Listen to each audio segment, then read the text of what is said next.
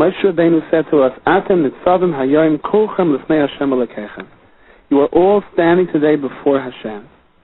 Rasheichem, Sheftechem, your heads, your tribes, Ziknechem, V'shetrechem, your elders and your officers, Koilish Yisrael, every man of Klal Yisrael, Tavchem, your little ones, Meshechem, your wives, V'gercha, your Geirim, Asher B'kerev Machnecha, that are in the midst of your camp, Mechoite V'tzecha, Hashayev Meimecha, from your wood choppers until your water drawers. What is the key message over here that Moshe Rabbeinu is portraying to Klal Yisrael? Positioning everyone together like this. Rashi says that Kol Yisrael are a raven zelazeh. And always is a guarantor of a loan. We are each responsible for each other. One yid's mitzvah is everyone's mitzvah. One yid's aveira is everyone's detriment.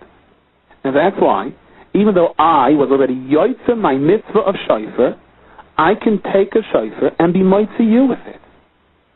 If you weren't yoitza your mitzvah of shofar yet, then I'm missing something. Then I can still technically make a bracha and blow for you. If I heard Kiddush, I can still make Kiddush again for you. If you didn't hear Kiddush, to be moitzi you. What shaykhs do I have to making Kiddush for you? And the answer is, if you, as a yid, did not hear Kiddush yet, I am missing something. And by you satisfying your mitzvah of Kiddush, I am satisfying an aspect of myself that was missing until now. Because we're both Yidden. And the same applies if we have the ability to stop another Yid from doing an Aveira, and we don't, and we turn away from that.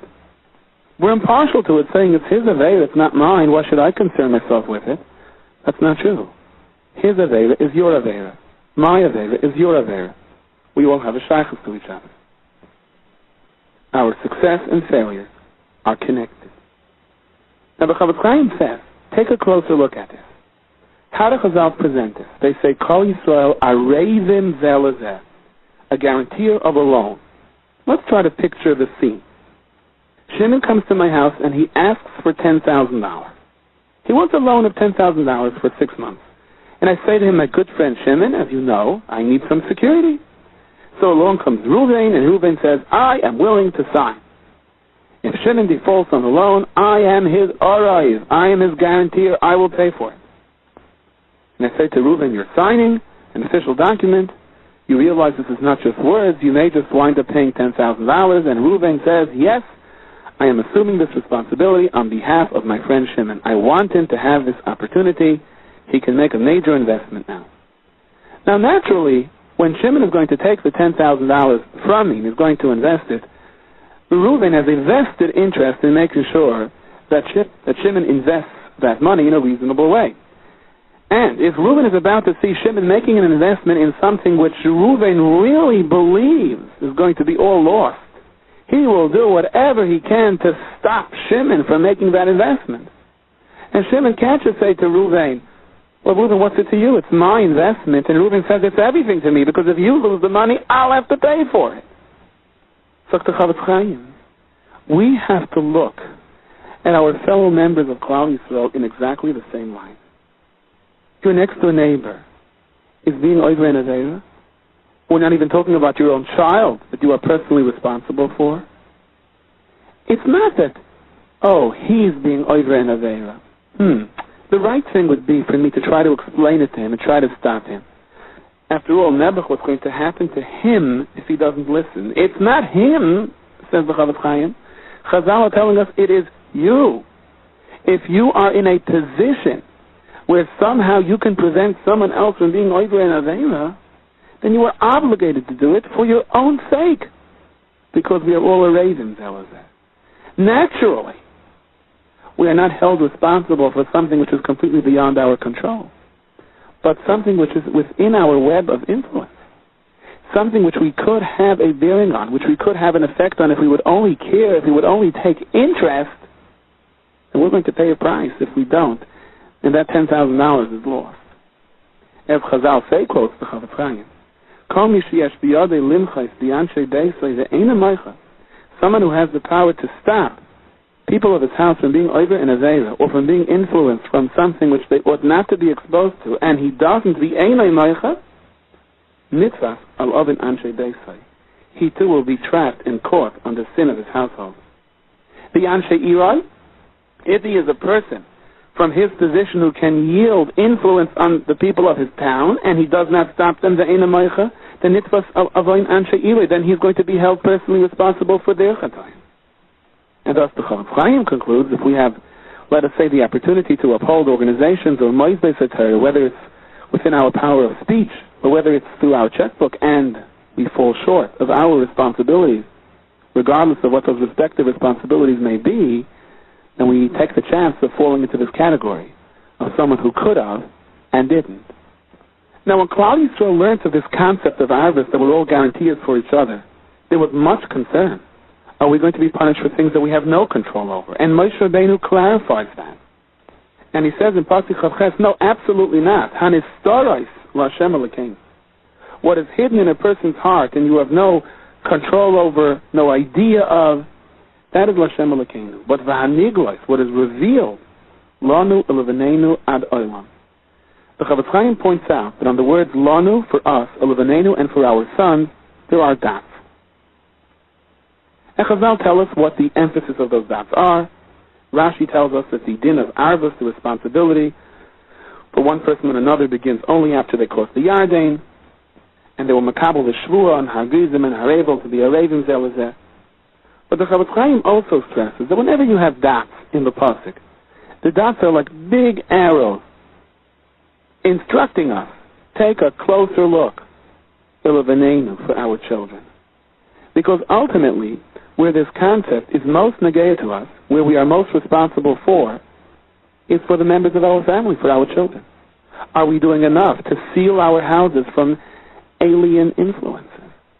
Are we careful enough to scrutinize what comes through our mailboxes? What do our children take a peek at innocently when we're not home? What newspapers or magazines are we inadvertently bringing into the house for innocent reasons? But there are other parts to those newspapers and magazines which are far from innocent, that can trap an innocent neshama, our innocent neshamas, into a quicksand that they will have to struggle for the rest of their lives to climb out of. Elevanenu, for our sons, we are the guarantors. The Rebbeinu Shalom gave us our families. We are responsible to do our utmost. Sometimes we can do our utmost and you still need to say, Tishmaya, it's not enough. But again, the big question, did we do our utmost? It is brought down in halacha that one should not bring children that are too small to the Beis HaMedrash because they are mevalbel the tefillah. They mix the person up in his davening. A little bit perhaps is the union of chinuch. The child should feel the atmosphere in a Beis Medrash on Rosh Hashanah Yom Kippur. But if the child cannot be contained and if he disturbs others, one should be sensitive to that. The Chassam Sofer, however, puts a different spin on this. And he says there's another remes in this halacha. One should not bring little children to the Beis HaMedrash on Rosh Hashanah and Yom Kippur because it is mevalbel your tefillah. It mixes up your tefillah. What do we mean? That it confuses your tefillah. Dr. Chassam Sofer, when you see little children around you, you begin to worry about them. And as parents, we naturally begin to be apprehensive. How am I going to survive another year? How am I going to pay all my bills? How am I going to extend my house and make life comfortable, or in some cases, livable? How am I going to pay for their new shoes? How am I going to pay for their new clothes? How am I going to pay for all of the things that are ever crushing upon me in the efforts to survive with a growing family? And we're mispaled to the Rebbeinu Shalom to help us survive. And of course there's nothing wrong with that. But the problem is, as a Chassam Sofer, you're missing out on the main focus of Rosh Hashanah. To be mispaled to HaKadosh Baruch Hu that your children should grow up Erlich Yidden. You can forget that. To be mispaled to HaKadosh Baruch Hu that I, as a parent, I, as a mechanach, should have the proper influence, the proper effect on guiding and directing my children. They should be Erlich Yidden. That they, in turn, should transmit the Kedusha of Torah to the next generation.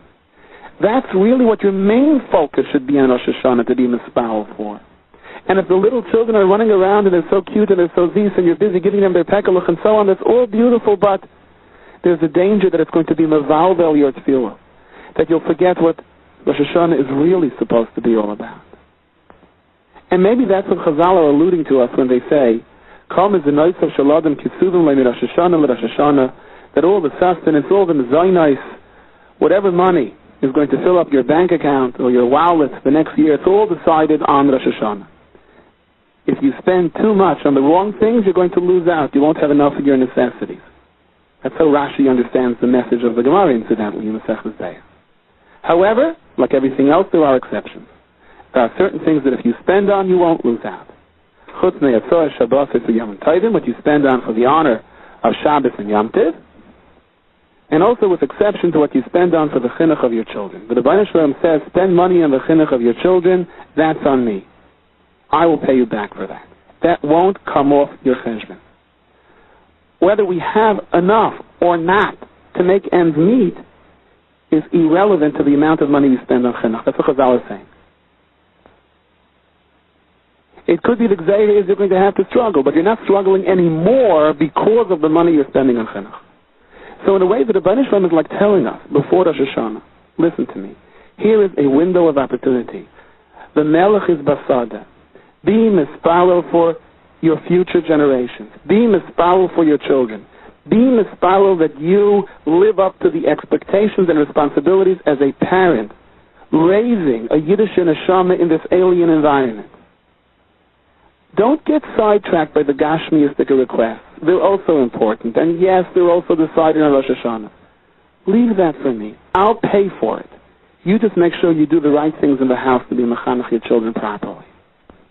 Incidentally, the Sefer says, Kabbalahu b'yadeinu, that the always of the person, even those that are already on the Olam Emes, daven with the person on Rosh Hashanah. So there's a certain connection between the Hamshacha of Dairis, from father to child on Rosh Hashanah, that transcends even worlds. So the Medrash says, Atem netzavim hayayim, you're all standing today. Hayim is the day of Rosh Hashanah. That is the day that the entire world stands before the Din. And it's the day that we're supposed to take a good close look at our life. Because Kol Yisrael, we're a member of Klal Yisrael as a whole. Says the Tzar Shloim that every member of Klal Yisrael has something that he has to accomplish. That he has an assignment to master. You, I, if we're here, that means we were sent down to this world for one particular assignment.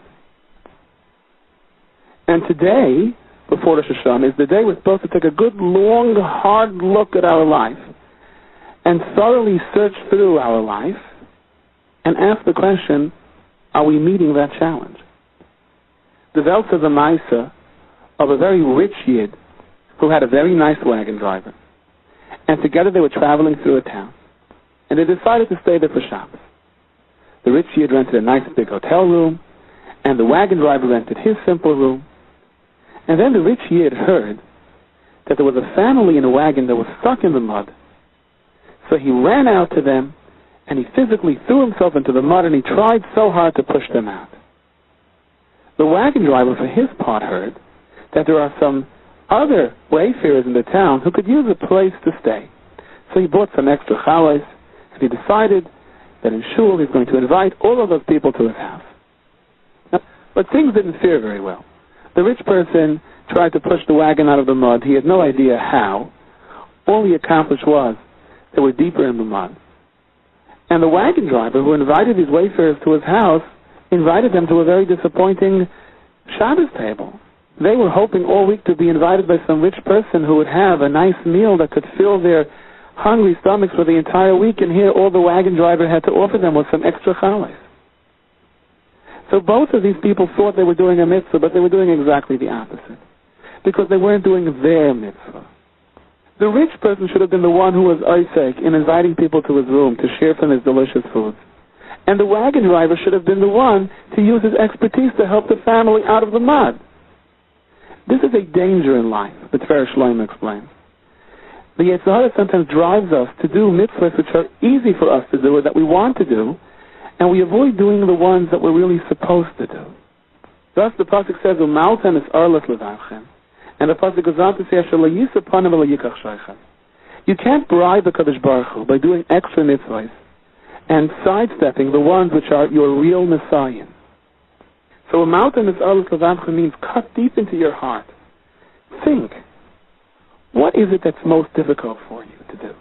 What is it that somehow throughout your life you feel this is your test, your Messiah? If you think hard enough, you'll find it. The Gra also says this in the Evan Shlema, How does a person know what his nesayin is in life, why he was sent down to this world? If there's a reoccurring situation or challenge that he's constantly bogged down with, the chances are that's it.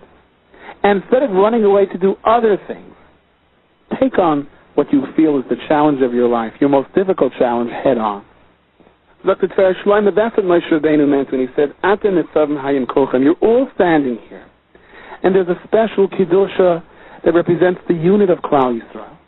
But that Kiddusha can be attained only when everyone looks into himself and assumes, what is my position in life? What am I supposed to be doing?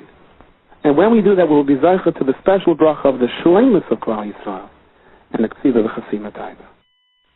Moshe Rabbeinu tells Klal Yisrael the mitzvahs are not out of our reach. Ki ha-mitzvah hazayis asher anochi mitzavcha hayom lo nefleisi mimcha. It's not the way Rashi explains it, covered up from you. It's not hidden away beyond your grasp. But it's not far away. The next pasuk Yudbeis Leiba Shemayini, it's not in heaven, Leimar, where a person can say as an excuse, Mi yav lanu hashemayim v'yigochel lanu v'yashmieni yosef v'nasena. Who'll go up to Shemayim and bring the Torah for us so we can do it? But it's not in Shemayim. It's down here. You don't need anyone to climb up to Shemayim for you. But it's not on the other side of the ocean. Well, if they had anyone that can cross the ocean and bring it for me, fine, but what should I do? Not an excuse, because the Torah is man on the other side of the ocean. Rather, it is near you. The Torah was given to you b'ksav and b'al-peh, b'ficha u'b'lvavcha la'asaysay. It is within the range of your mouth and your heart to fulfill the Torah. These words, b'ficha u'b'lvavcha la'asaysay, is a great chesed, explains the Slonim Rebbe. It's a great present that HaKadosh Baruch Hu gave us, that the order of command is b'ficha, with your mouth, u'b'lvavcha, and then with your heart, la'asaysay. Suppose a person comes and he's about to daven. Well, he wakes up. His alarm clock rings at 6. 7 o'clock he's by the minyan. He knows he has to hop the 8 o'clock bus or train to work. And his mind is either still sleeping, already worried about what he's going to have to take care of today. And really the last thing his heart is up to is to put on talis and tefillin right now and to start davening. To say karbonos, to be inspired by Psika de Zimra, to be makabel upon himself the Yom HaShemayim by Birchas Kriyashma, to truly pour his heart out by Shmei Nesrei, to do tshuva by Tachnun. All of this is beyond him. He's still sleeping. His body is just working like a clock. He's caught in a whirlwind of routine. He isn't even thinking. Is this yid ready to daven now? The answer is, the Torah says, don't start Bilvavcha. Maybe your life isn't ready yet. Beficha. Start with your mouth. Start saying the words. If the Torah had told us Bilvavcha and then Beficha Lasaisa, we'd be in trouble. Then we would have to say our heart's not in it, we're not ready for it. So how can we start davening? And then before you know it, it's already 8 o'clock and I have to make the train in the bus. What's going to be then? Therefore, the Torah, HaKadosh Baruch Hu B'Rav Chazai, gives us the order B'ficha u'B'lvavcha la'asaysay. You start with your mouth. Say the words. Try to concentrate. I know there's a lot on your mind. Try to put all of that behind you. Try to put it beside you. Think about the words of the tefillah. And you know something? Do the B'ficha right, HaKadosh Baruch Hu says, I'll give you the present. That the u'B'lvavcha, your heart, will follow. And that's the mistake people make. People say, me, what shaykhs do I have to be makar of someone? What shaykhs do I have to truly sing zmiris by a Shabbos table? It's just not me. I have too many other things on my mind. I'm not in the mood. I don't feel well. I'm worried about this. I'm concerned about that. So the Torah says if there was a requirement of leiv beforehand, all of this may have been an excuse. But it's not. The reality is regardless of where every yid is standing, how high or high low, and in the course of life there is inevitably every person relative to his madrega, the ups and the downs. But the fact is, regardless of where you are, ki karev elecha adavar miyad. It's right there. It's available to you. Why? Because the Torah asks, b'ficha u'b'lvavcha la'asaysay. Start with your mouth. Do the mitzvahs, whether you're up to it or not, and the leiv will follow. But if you didn't try the fischel, it's not an excuse later to say, well, it just wasn't for me. I just couldn't get into the spirit. The Slonim Esvarim types, Hemanti ki adaber. I had emunah because I spoke. I didn't sit back and measure myself. Do I believe? Don't I believe? Am I in the mood? Am I inspired? No. First, ki adaber. Now I have a mitzvah. Let me do my best to utter the words clearly, concisely, try to think Pirush HaMilos. And eventually the emunah came. If I would have waited for the emunah first, I would be in trouble. On the pasuk Loi Bashamayim, the Torah is not in heaven, Rashi says, Sheilu Ha'isa Bashamayim, if the Torah was in heaven, Ha'isa Tzarech Lali Sechral V'Lamanda, then you would have to climb up and to learn it. So Pashup Pshat is, and then you may have an excuse. How do I get up there? But now that it's down here, you don't have an excuse. Well, the Chidush Yarim says, no, Rashi's telling us something else. A Yid who truly has a cheshek, to be medavik himself to the Torah, to have a munah in the Rabban Shalom, to perform his mitzvahs, to be mekar vadis, to do chesed. And his mahalach in life is, even if I have to go up to Shemayim or cross an ocean, I'm prepared to go, I'll try. For him, he's going to find out it's not across the ocean. He's going to find out that the emes is right there in front of him, the opportunity is available. But the person who says, look, it's too far, what's the point? For him, it's takafar. The Lechevitch was known to say, why do people worry so much over whether they're going to be successful? Why don't they understand the bottom line? With the Rabbeinu Shalom's help, you can fly over skies. And without the Rabbeinu Shalom's help, you can't even step over the threshold. So in reality, what appears to be very far can become very close. And even what appears to be close can be far. It all depends on, does this person really want? Chaim Volozhin, his brother Zalman Volozhin, who was known to be an unbelievable masmid. When he went to the bathroom or to the wash house, they had to hang up huge blankets with bright colors because he had an extremely difficult time diverting his thoughts from Torah, even for a moment. It's about Reb Zalman Volozhin that they say the story. His wife once said to him, why don't you help for the chasana? We're marrying off a child next week. So he said, fine, tell me, what do you want me to do? Now, those days, klezmers, bands used to walk around and they would audition, and you would hire one. She said, there's a bunch of bands standing outside, ready to audition. Pick one that you think is going to do the job of being Sameach Chosser the Kala by the chasana. So Reb Zalman sat down by his Gemara, and he waited for them to come in. So the first band came in, they played and played, the windows were shaking. And Zalman didn't lift his head out of the Gemara.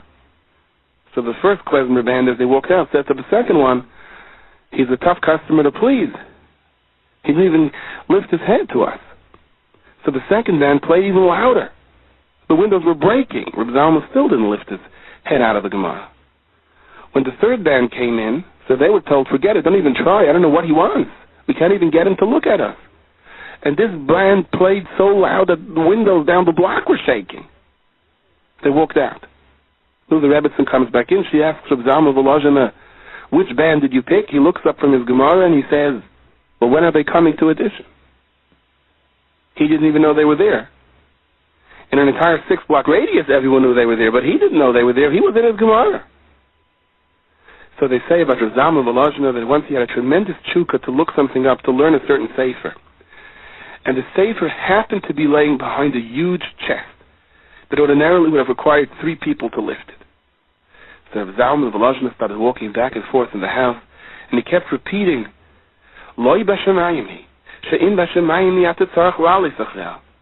The imi eva l'yamhu, and if it was on the other side of the ocean, ata tzarech la'avrachreha. The chazal that Rashi repeats for us in our Sedra. And he kept repeating it again and again, and his love and devotion continued to mount and intensify every time he repeated this chazal. Until suddenly he felt such a courage, such a ruach gevura, he went over to this huge chest, lifted it without anyone helping him, and he took the sefer and he sat down to learn. Now to turn to another aspect of Loi Bashamayim. The Gemara tells us in Masechtas Bava Metzia and Daf Nun Tes Amid Beis.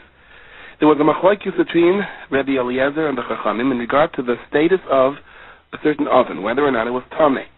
They debated, they argued, the Chachamim did not agree with Rabbi Eliezer's psak halacha.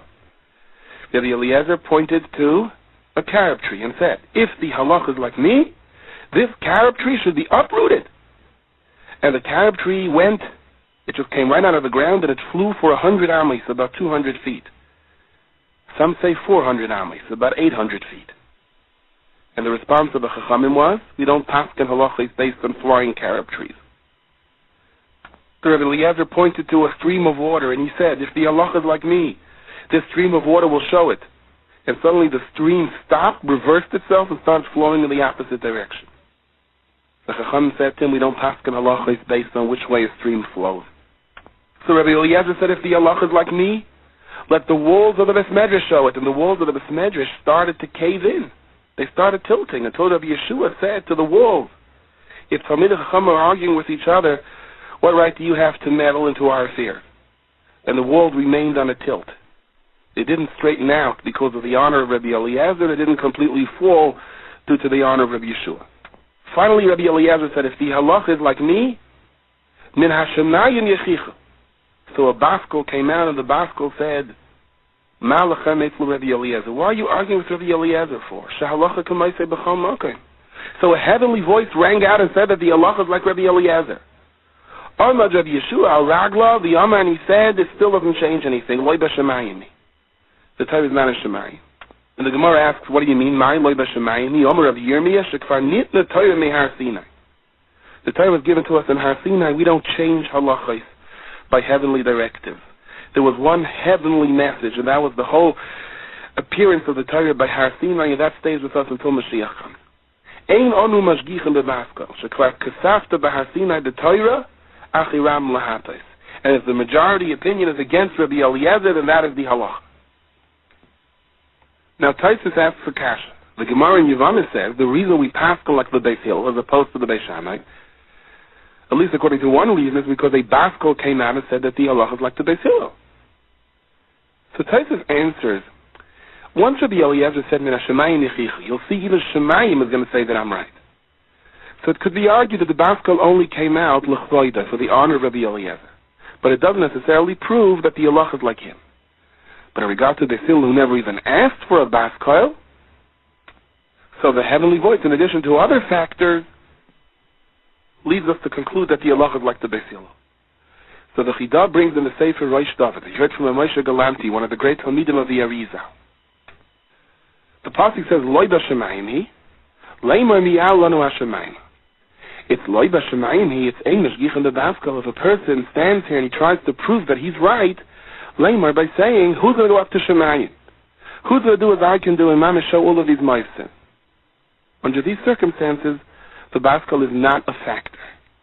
However, if the Baskel comes on its own, then it is something to reckon with.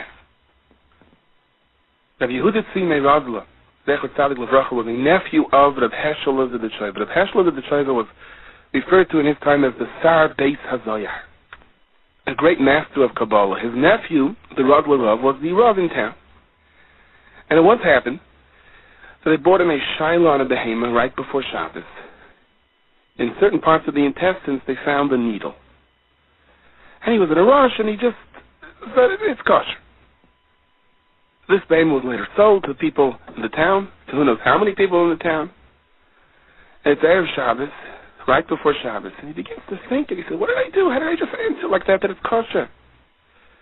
And he was very upset about this. Did I thoroughly go through the halacha? And he began to turn pages in the Shulchan Aruch, and he began to wonder, maybe it's not kosher. He had tremendous sorrow. He didn't know what to do. And the repercussions of now reversing the psak would be devastating. He'd have to announce in shul that it's treif. All these people would lose their meat for Shabbos, shilas of the kalim, the shilas of taruvais. It would be a nightmare. So he called his shaman, and he was about to tell him, look, I have no choice. It's my fault. I have to take full responsibility. I was too quick to paskin.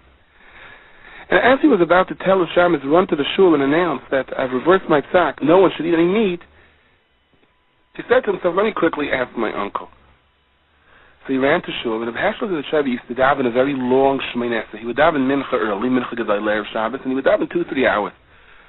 He had hoped to catch him before he began Shemoneh Esrei, and he saw that Heschel had started the Shemoneh Esrei already. And he was very upset about this. The time was ticking away. And then suddenly the Heschel of the Tzaiva stepped out Shemoneh Esrei, and he turned to him, even before he had a chance to ask. And he said, my dear nephew, don't worry. Yeshirom and Hashemayim, they also paskin that way, that it's kosher. So he writes, my initial reaction was one of immense joy. Baruch Hashem. Shoo. But as soon as he stepped out, he shook his head from side to side and said, that doesn't change anything. Loi b'Shemayim. My responsibility as a Paisik has absolutely nothing to do with what they say in Shemayim the Psak is. My responsibility is based on my understanding of the halacha, and if I was too quick to paskin and I acted in haste, that's still my fault. And the Radlov could not sleep the entire night. He just kept crying, Rabbeinu Shalom, please help me, I don't know what to do with myself. In the morning, he opened the window for some fresh air, and outside he heard two little children talking, and one of them said, they'll never find the needle. Why? Where did you hide it? You'll never believe where I hid it. I went to my father's butcher store, and I stuck it into one of the intestines that was hanging. Now he had his answer. Obviously, the animal was not treifa. The needle was not there prior to the shechita. It was only inserted after the shechita. And the Rav L'Rav thanked HaKadosh Baruch Hu from the bottom of his heart. His conscience was relieved. He could breathe easier. The emphasis on there's a machlokes in the Gemara when there's a dispute amongst tzaddikim. So there's a concept of elu ve'elu divrei Elokim chayim. Both are right. How can both be right? So I went to the beautiful mashal. One person is standing to the right of a desk. The other person is standing to the left of the desk.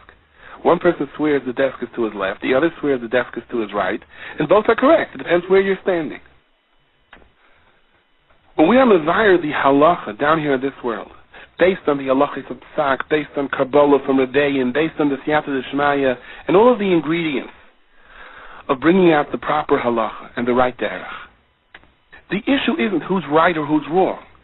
The issue is what is the right thing for me to do. And therefore, if the opposing opinion brings a raya min Hashemayim that he's right, it doesn't change anything. He may be right. But what is correct for me? And that's the most important thing a person has to know. Not what's right or what's wrong, but what should you do in your particular matzah. And for this, we don't look to Shemayim. For this, we look to Hadracha from our Redeim, from our Rosh Yeshiva. For this, we look to Tefillah down here that HaKadosh Baruch Hu guides us that we say the right thing at the right time. Often you would hear people say, if only I had an Ulam B'Tumen, if only I had an answer in the Shemayim, is it the right thing or the wrong thing, life would be so much easier. I would do it. But my problem in life is I want to do good things, and I'm not even sure if it's good. But that's the whole point. Torah lav b'Shemayim hi. A heavenly sign from time to time is a nice encouragement. But the aside, the basis of policy making in our life is Yegiyah in Torah, asking the right questions to the right people, looking to be makabel upon yourself, a derech, a rav, a makam kfua to establish yourself in. And then you know where you are. You're not asking whether it's right or wrong, and Shemayim both could be right. You want to know if you're to the right or you're to the left. To which direction do I have to go? And for this, Moshe Rabbeinu tells us, don't be flustered.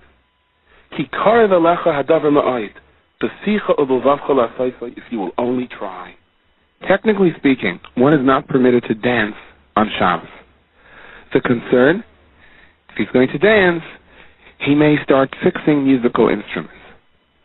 However, the Magen Avraham says that on Simchas Torah we dance anyhow, despite the fact that it's Yom Tif, and whatever Gezeirah would apply to Shabbos would also apply to Yom Tif. The reason for the exception, the dancing is a dancing of Simchas Torah, of Simchas Shal Mitzvah. So of course, the Magen Avraham's heter for Simchas Torah opens up the box for a heter on any Shabbos, if one is dancing purely l'shem mitzvah. But this always was an issue of dispute, particularly between the Snagdim and Hasidim. So if someone once challenged the Chedushei Yavim on this, but l'maisa, why are you allowing this dancing on Shabbos? For the custom was to dance after the Tish. So the Chedushei Yavim argued on the halachic basis, and finally he said, look, the Torah says, Umaltem es orlas levavchem. You have to cut away at the orla of your heart. And do we not know that Milah is Doicha Shabbos? That if you have to do bris Milah on Shabbos, we do it on Shabbos? Umaltem is Arla Savachem seems to be a command on Klal Yisrael. We have to cut away at the Arla that surrounds our heart, that prevents us from properly feeling the love we should have for Torah and Mitzvahs. Yet in this week's Sedra, in Parshas Netzavim, Kapitel Lamed Pasuk Vav, it seems that HaKadosh Baruch Hu promises to do it for us. The Pasuk says, Umal Hashem Elokecha es levavcha es levav zarecha, that the Rebbeinu Shalom will circumcise your heart and the heart of your descendants. Li'ahava es Hashem Elokecha b'chal levavcha v'chal nafshecha l'man chayecha. So this mitzvah of bris milah on the heart that applies to every yid, who does it? Is it our mitzvah, like the pasuk says, "Umaltem es arlas levavchem," or is the Kadosh Baruch Hu going to do it for us, as the pasuk says, "Umal Hashem Elokecha es levavcha v'yes levav zarecha"? I believe that this kasha bothered the Ramban, and that is why he begins his pirush on this pasuk as follows: Zehu she'amru. From here, we have a raya to what the Gemara tells us: Haba l'taher, one who comes to purify himself, Messiah Naisai. Then the Kadosh Baruch Hu helps him. In other words, if you're really sincere about purifying yourself, it doesn't make a difference how low you have fallen. There's a haftacha.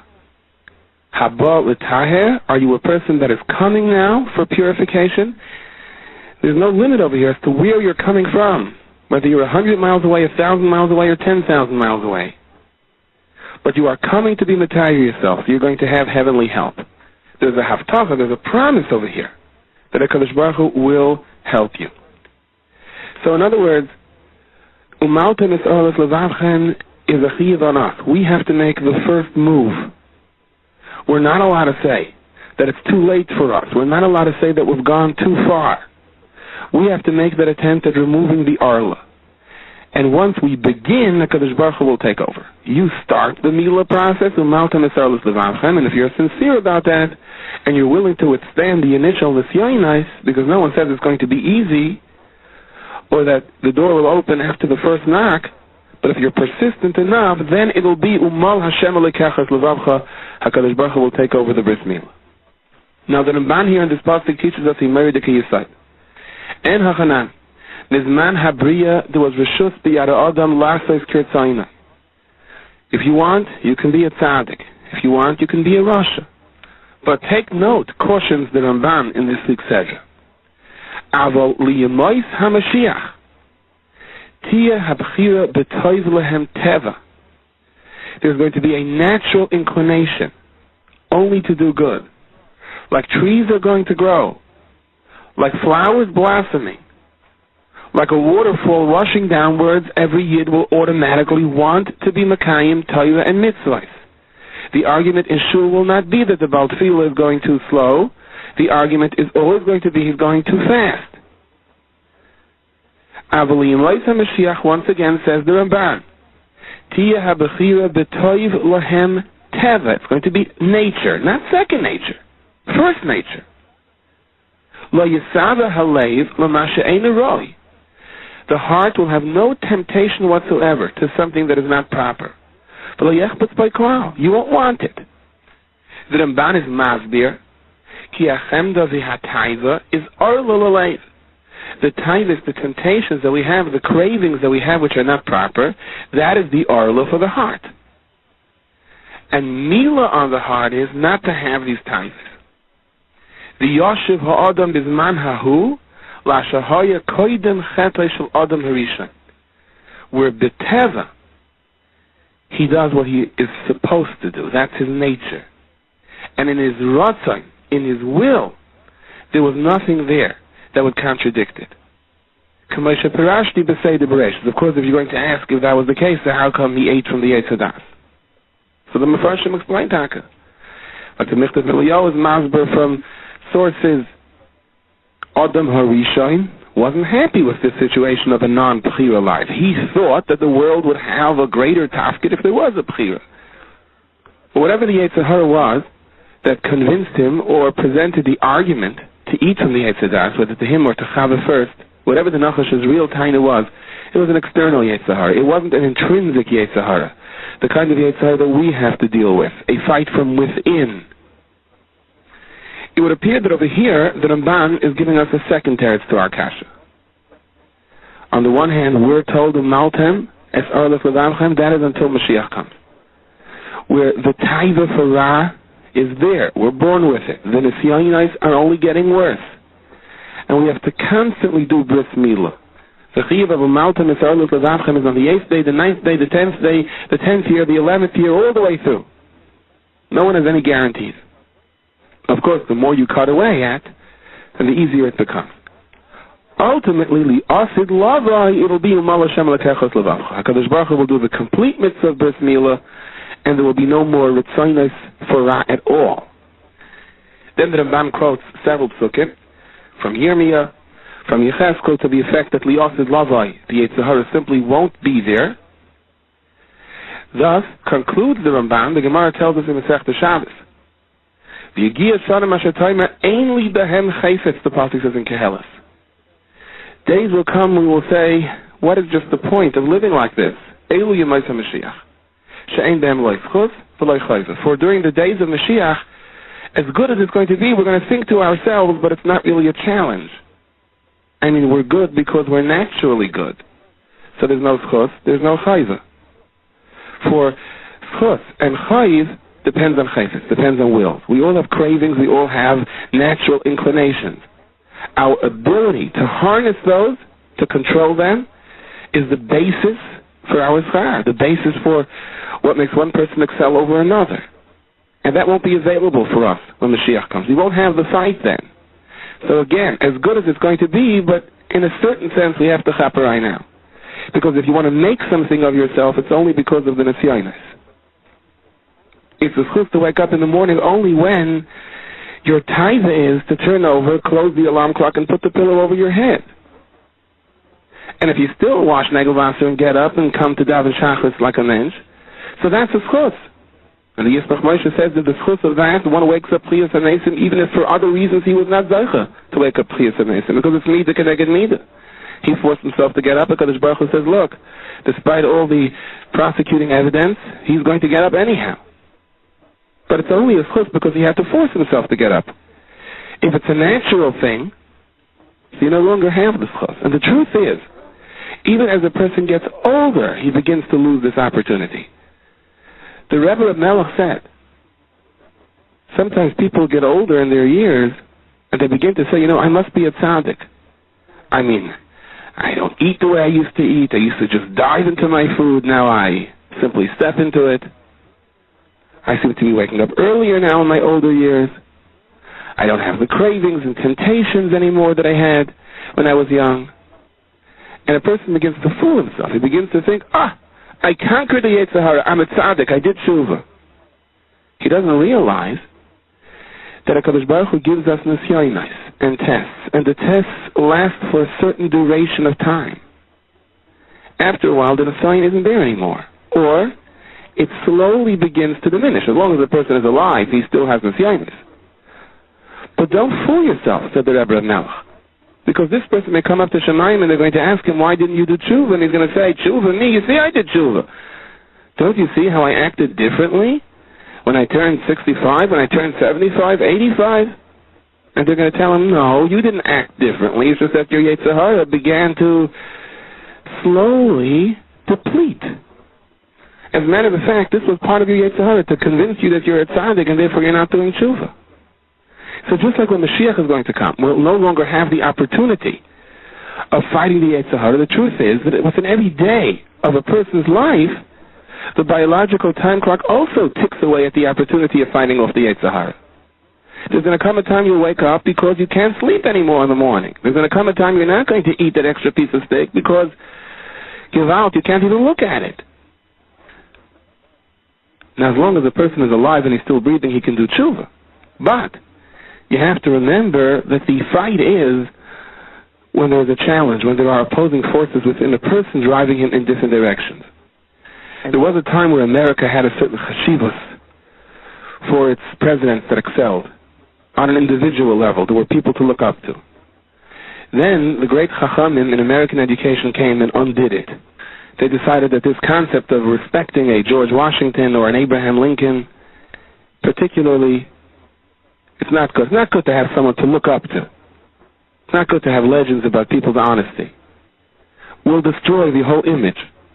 We'll rewrite the textbooks. We'll show their chatoim and their aveiros. Now, I'm not saying whether l'chatchila one ought to have looked up to them or not. But the concept, the idea that let's take people that represented a sense of respect and let's allow for it to unravel because this is politically correct, shows to a great extent the demise of society.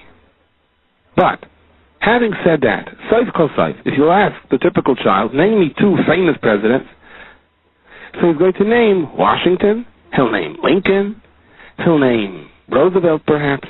Why? How come he won't name Grover Cleveland or President Harding? So you're going to say, what's some Zalfgetin? What did they accomplish? Well, did anyone open up a book and read through their accomplishments, their legislations, the bills that they signed or that they vetoed? The teretz is, the presidents that are famous are the presidents that lived during a time of war. If not for the Civil War, then President Lincoln's picture would not be anywhere. There wouldn't be a Lincoln Monument. There wouldn't be a place called Lincoln Square. If not for the Revolutionary War, there wouldn't be a George Washington Bridge. Because presidents that lived during a time of major crisis, where the country was threatened, and they rose and fought it off, they excel. They naturally become the leaders. It could be if President Polk lived during the Civil War. You would know about him also, but he didn't. Everyone has his mazel. But in a sense, forgive the analogy, please, but this is what the Ramban is saying. When Mashiach comes, there will no longer be any war. So it's going to be difficult to come up with stories of tzaddikim because everyone's going to be a tzaddik. So as great as the bracha is of Umal Hashem Lekechos Levavcha Veslevav Zarecha, you have to understand that the pasuk is also saying that by the time that's going to come, the battle is over. And if you're looking for greatness, if you're looking to become someone, then the time is now, before Mashiach comes. The time is now, when you are alive down here in this world, and you face nisyonis. I mean, we said before that the nisyonis are when you're younger. There are plenty of nisyonis that one has only when he's older. Just different kinds of nisyonis. So as long as a person is alive, the war is there. Temes Arles Levavchem is the mitzvah that we live with day by day. Umal Hashem Lekechos Levavchos Levav Zarecha is the ultimate promise that reminds us chaperein before it's too late. Umal Hashem Lekechos Levavcha Veslevav Zarecha. S begins with an aleph, Levavcha is a lamed, V'es is a vav, Levav is another lamed, that is the Rashi Tevis of Elul. So it's a renes for the Hisoris Haleiv to do tshuva during the month of El. Now that's a famous Rashi Tevis. Mishtabura brings it. But the Chidan, the Sefer Nachal Kedumim says, just like we dash in the Rashi Tevis of a phrase, we also dash in the Seifei Tevis. Look at the end letters. S, Taf, Levavcha, Chaf, V'es, another Taf, Levav ends with a Vez. Seifei Tevis, Tichtov, to write. Through your Hisoris of Tshuva during the month of Elul, there is a remes here that the more ratzon you have to want to do this bris milah on your heart, then the more you will be zeicha to a kisiva v'chasima taiva. Years ago I took my class to hear a shmooze before Rosh Hashanah from an elder yid who was in his high 90s. And I wondered about whether or not it was the right thing to do. The elderly gentleman was very repetitious. The content perhaps lacked much substance. But surprisingly, it had a very nice effect on those who heard it. And I couldn't really figure out why until someone said, do you hear the way he says the Heilige Tag, the holy days? He mamish shivers when he says it, and he describes what it was like at home before Rosh Hashanah, Yom Kippur. You can sort of feel it. And I realized my mistake. I was trying to listen to him. The others were watching him. They got a lot more out of it. This man remembered what it was like before Rosh Hashanah Yom Kippur almost a century ago. And he was sort of transmitting it to the next generation, to several generations later. Only by looking at his face, simply by the way he said, the Heilige Tag, can you pick it up? Can you catch it? Or even a glimpse of it? The Shnei Rav explains, when a person performs a mitzvah that has a positive effect on his children, when a person performs an aveira that has a negative effect on his children. In turn, when the person does tshuva, that makes it easier for his children as well.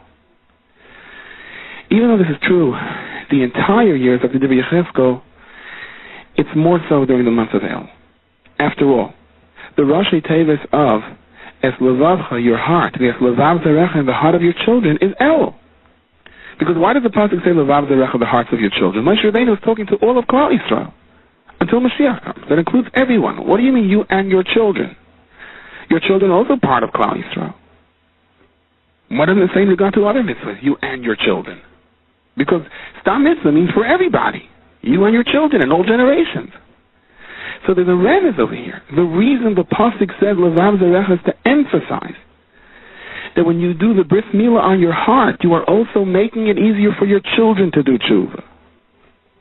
Fathers, you are going to be responsible for your children, because the level of your umaltem is arlis levavchem is going to directly affect them. Zakta Divrei Yechezkel, being that Saif Kol Saif, the Rashi Tevis of Es Levavcha, the Es Levav Zarecha is Elo. So we see that this inyan of doing tshuva in a way that it should have a positive effect on our children, this inyan comes to light more so during the month of El than any other time of the year. Chodesh El is muchshel lezeh, for a person to do tshuva in such a way that it also brings his children back. This is the month of Es Levavcha, Es Levav Zarecha.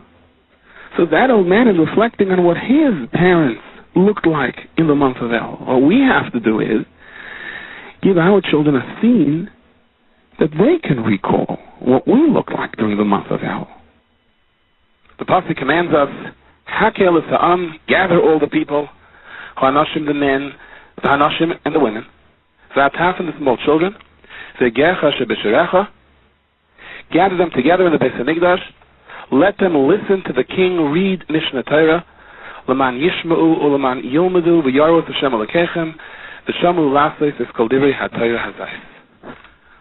Although men, women, and children came, Rashi makes it clear to us that there were some differences as to what each was supposed to accomplish over there. Ha'anashim, the men, they came lilmoid to learn. The Hanashim, the women, came lishmaya to hear. V'ataf, what about the small children?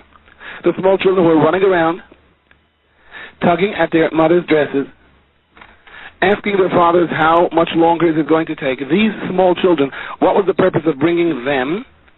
V'ataf lamaba, why did they come, asks Rashi. The answer? Loses schar, to reward those who bring them. So perhaps you would think this sounds like a shtickle doichik teres. What do they have to bring the little children for? To reward those who bring them.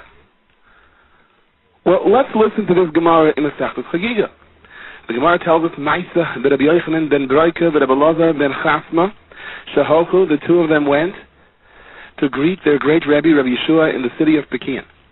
Amalem, so Rabbi Yeshua said to them, Ma chidush hoya bebeis hamedrash hayom. What chiddush were you machadish in the Beis HaMikdash today? Amalem, they said, that is, these two Talmidim said to the Rabbi, we're your Talmidim. Umeimecha anu shaisen, we have come to drink from your water.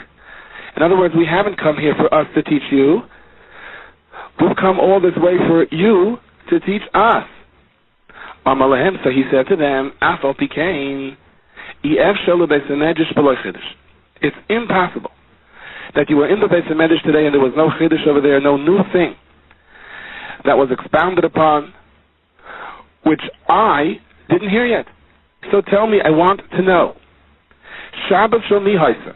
Whose Shabbos was it this week? Who darshaned this week? Asked Rabbi Yeshua. So they answered, Shabbos shel Rabbi Elazar ben Azariah. So it was the Shabbos of Rabbi Elazar ben Azariah. Uvemeh haisa haggadah hayan. So tell me some of the Agadah, some of the Musar that he said. Amrullah, so they said to him, the Parsha of Hakel. Rabbi Elazar ben Azariah darshaned about the Parsha of Hakel. What did he say about the Parsha of Hakel? So they answered, this is what Rabbi Elazar ben Azariah said. He said, Hakel esa'am u'anoshim v'anoshim. And he asked, Im anoshim ba'im lilmai, if the men came to learn, and noshim ba'is lishmai, and the women to listen, taf lama ba'im. Why did the children come? Why were they brought? And the answer is, as Rashi taught us, Kidei liten schar lemevi'ehen, to reward those who bring them. What was Rabbi Yeshua's reaction to this? Amalami said to them, what? And you wanted to hold this back from me? My goal is there was such a beautiful pearl in your hands. Ubikashtem li'avdam imeni, and you wanted for it to be lost from me? If you knew that Belazar ben Azariah is such a moirdig thing, how could you even think of not telling it to me? Why did I have to draw it out of you? And if you think that that was an exciting reaction, this is how the Mechilta presents it. According to the Mechilta, Rabbi Yeshua jumped up. He said, "Areini kiben shivim shana." In the Yalkut it says, "Kiben shmoinim shana." I'm 70 years old or 80 years old, and you should know, I was never zeicha to hear this tremendous chiddush until today. Ashrecha Avram Avinu. How fortunate are you, Avram Avinu? She'elazar ben Azariah yotza mechalasach. That Elazar ben Azariah has come out of you. That he is from your descendants. Ein hadar yosef. This is not a generation of orphans. Should Elazar ben Azariah shoru b'saycha, if Elazar ben Azariah dwells in this generation? Why was Rabbi Yeshua so excited about this teretz? It's a nice thing. The children are brought to provide a reward for their parents. But why somehow does this seem to be the whole makar of chinuch, the whole reason that Avram Avinu should be proud? The whole basis of a generation not being orphaned is understanding what Elazar ben Azariah said. All he said was that the parents are going to be rewarded for taking the children, even if the children don't understand. It's a nice teretz, it's a nice thought, but ad kedei kach, I was alive 70 years or 80 years and I never heard anything like this. The Gemara tells us in Masechtas Chagiga that when Rabbi Elazar came to a certain pasuk, he cried. What was that pasuk? Shaul HaNavi was desperate. He was not getting an answer from the Urim the Tumim. He was not getting an answer from the Nevi'im. And he had to know what was going to happen. What was he to do? So Beles Breira, he went and he found one last witch, a Kishav Macha. The witches, for the most part, were destroyed by Shaul. But here, in desperation, he found one that had remained in hiding. He disguised himself. And he pleaded with her to bring down the neshama of Shmuel HaNavi so he could ask Shmuel what is going to happen. And when Shmuel HaNavi was summoned, he was frightened. Shmuel HaNavi said, perhaps I'm going to be rejudged now. Even though Shmuel HaNavi was already in Olam Haba, he was frightened. And he ran to Moshe Rabbeinu so that Moshe Rabbeinu should come along with him and defend him in case he is being rejudged. So the Gemara says he cried. The Medrash explains more. This should frighten us. Ma Shmuel Mada Shmuel. Shekasavai, where the pasuk says about Shmuel HaNavi.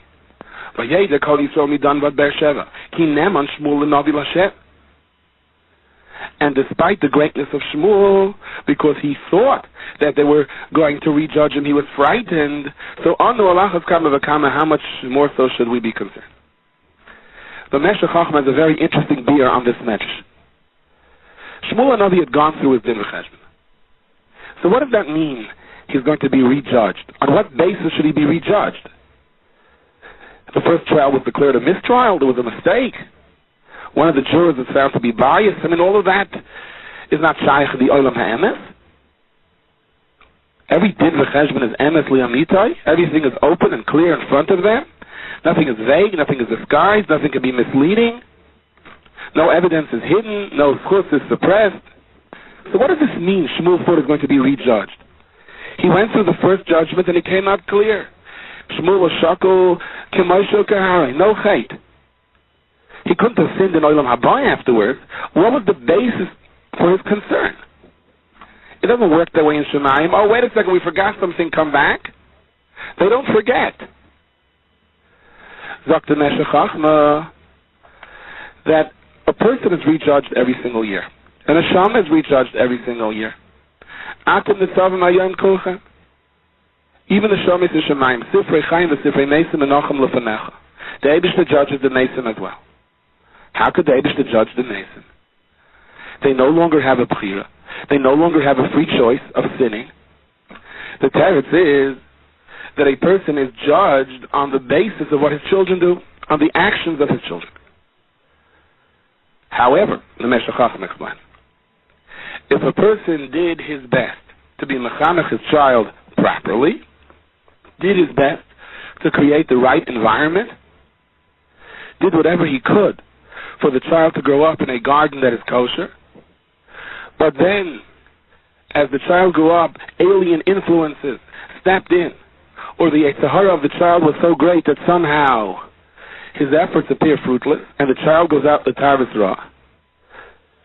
There is no complaint against the father. The father is not punished in any way for this. After all, whether it's his father or his mother, they did whatever they could. Adarabba. They probably got their Gehenim down here in this world already, and they'll go straight to Olam Haba. It's only if there is a taina on the way the father or mother was mechanech their child, if they allowed for a hefker, if they exposed their children for their own personal pleasure or lack of a restrictive way of life to things that they ought not to have been exposed to, and as a result they were yatzul tarvis ra. So this is a big problem for the parents, even in Olam Haba. What did you do? And every time the child sins, that's a taina again of Shemayim. But it's your fault. You started this. Now, if we can recall a little bit from Navi, Sefer Shmuel begins with the birth of Shmuel, and right away we are taught that Eli HaKayin was a great tzaddik, the Kayin Gadol, but he was faulted for not being mechanech his children properly. And there was a lot of corruption going on in the Beis HaMikdash. As a matter of a fact, Shmuel Hanavi's first nevuah, his very first exposure to nevuah was that he should warn Eli that he's going to suffer terrible consequences for this, that the Aron is going to be captured, that his children are going to die young for generations afterwards.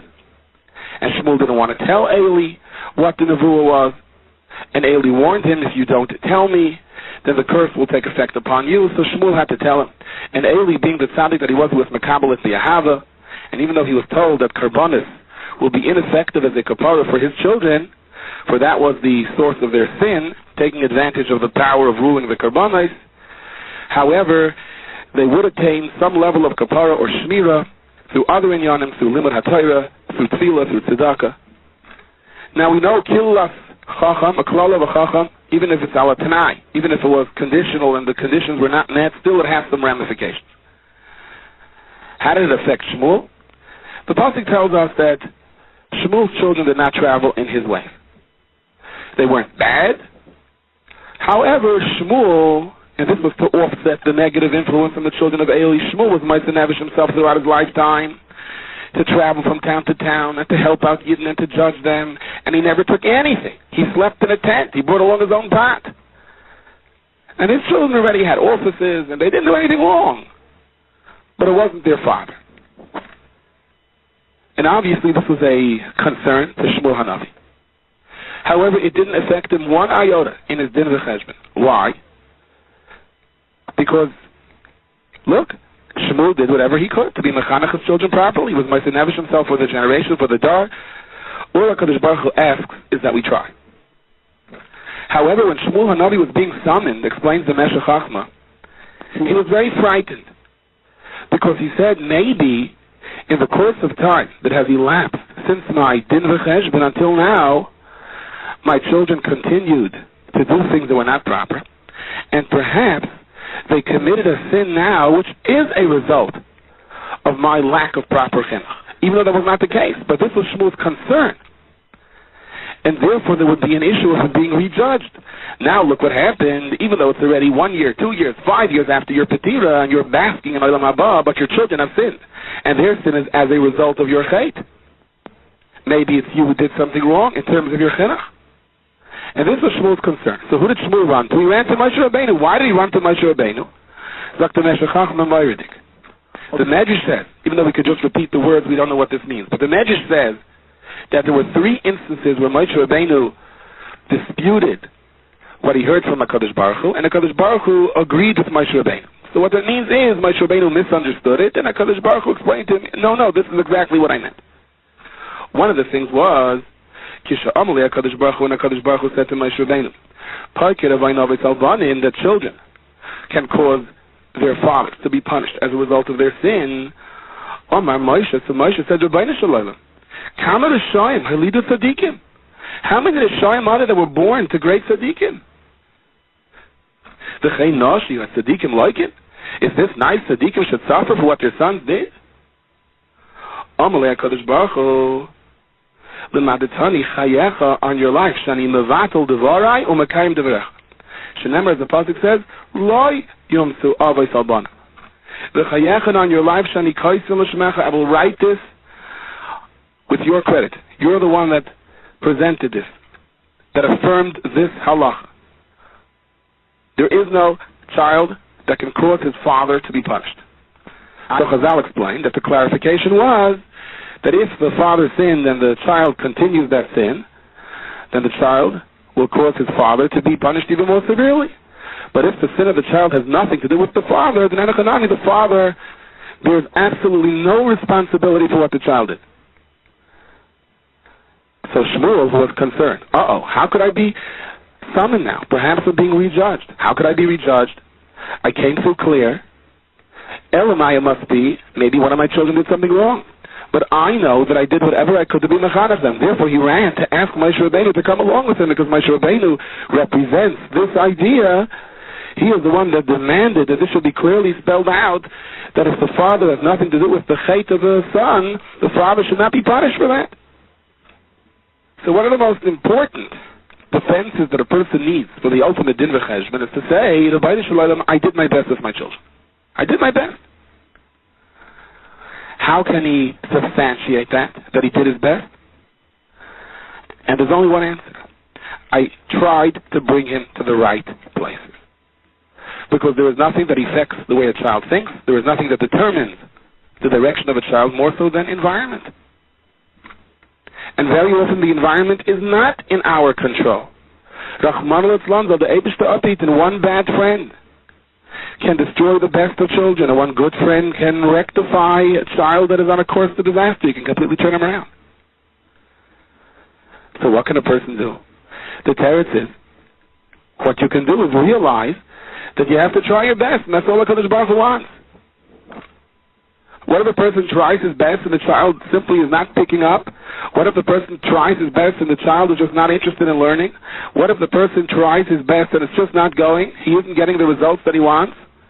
And he is so dismayed, he says, oy vey, and now I'm going to be personally responsible for this? So the teretz is the mitzvah of hakel. Anoshim, what's your responsibility? To learn. You, father, you make sure you learn. You create a role model. Let the child see someone who comes home and is Ma'asenevish himself to run to a shir, to sit down with a chavrusa, to learn with his child.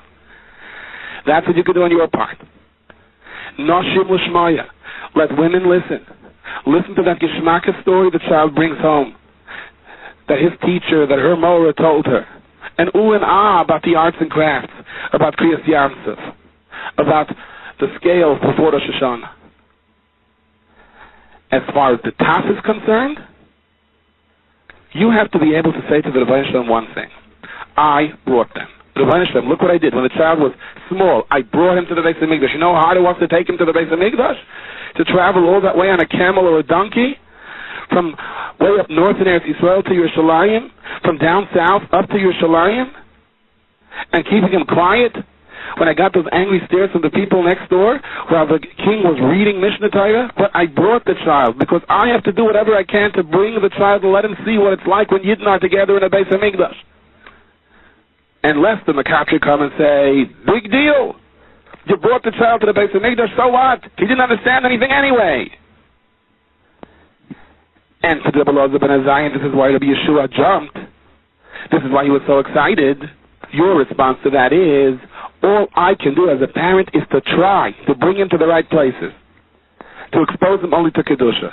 Afterwards, it's not in my hands.